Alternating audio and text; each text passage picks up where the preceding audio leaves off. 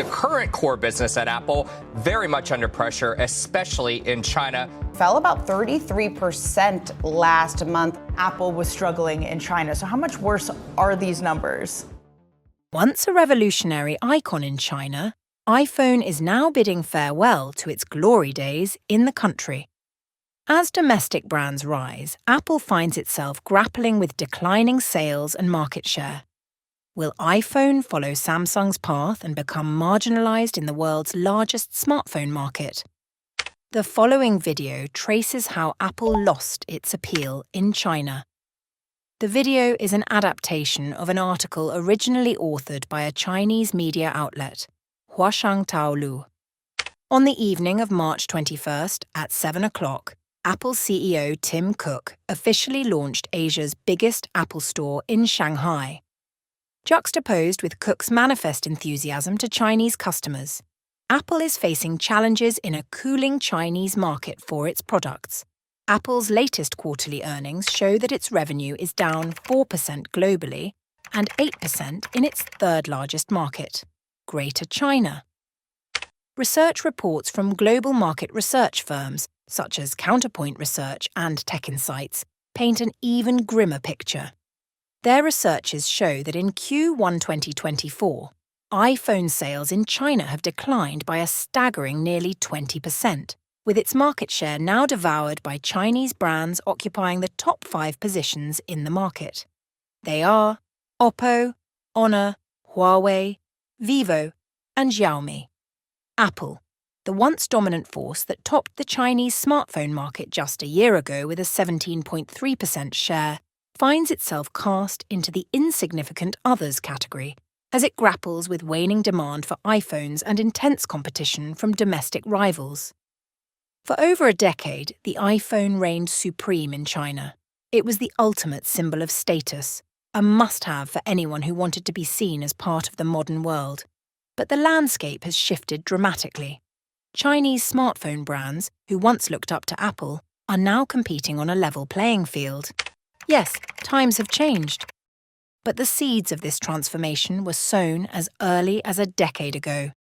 To explore this topic further, click the link to access the full article. In 2014, when Tim Cook dazzled the world with iPhone 6 and its global sales of 224 million units, Chinese smartphone brands were already making their debuts. In 2011, Xiaomi entered the market with a disruptive price of 1999 yuan, targeting young consumers. In less than 3 years, Xiaomi's sales exceeded 20 million units. In 2014, Huawei's Mate 7 debuted to a nationwide frenzy, reshaping the perception of domestic smartphones from low-end to desirable.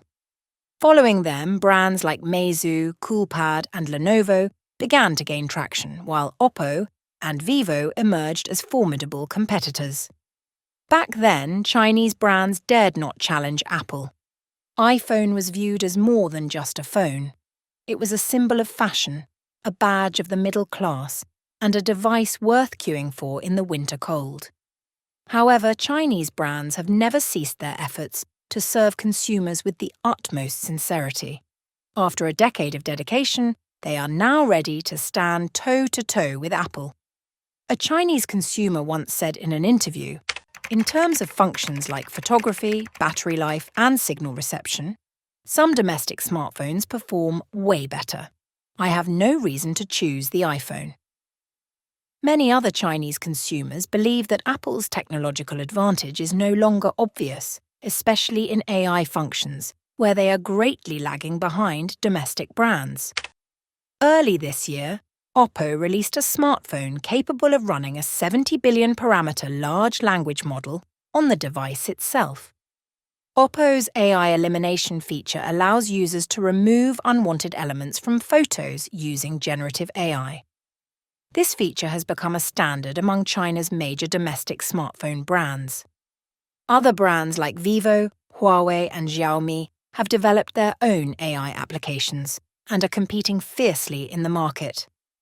Huawei, in particular, has made significant strides in the high-end market. Despite increasing US export controls and sanctions, Their recent releases, like the Mate 60 Pro and Pura 70, have been proven commercially successful. Despite the challenges, Tim Cook remains confident.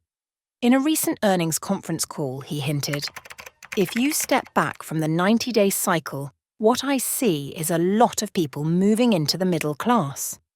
Cook might be right on China's ever-enlarging middle class, but how much of it will translate into Apple's sales when China's new generation of middle class no longer puts the iPhone on a pedestal? Will it even be the next Nokia, where vast market presence evaporates overnight? Dive into the ChinaAcademy.org for detailed reports and analysis from the business, technology, and innovation world of China.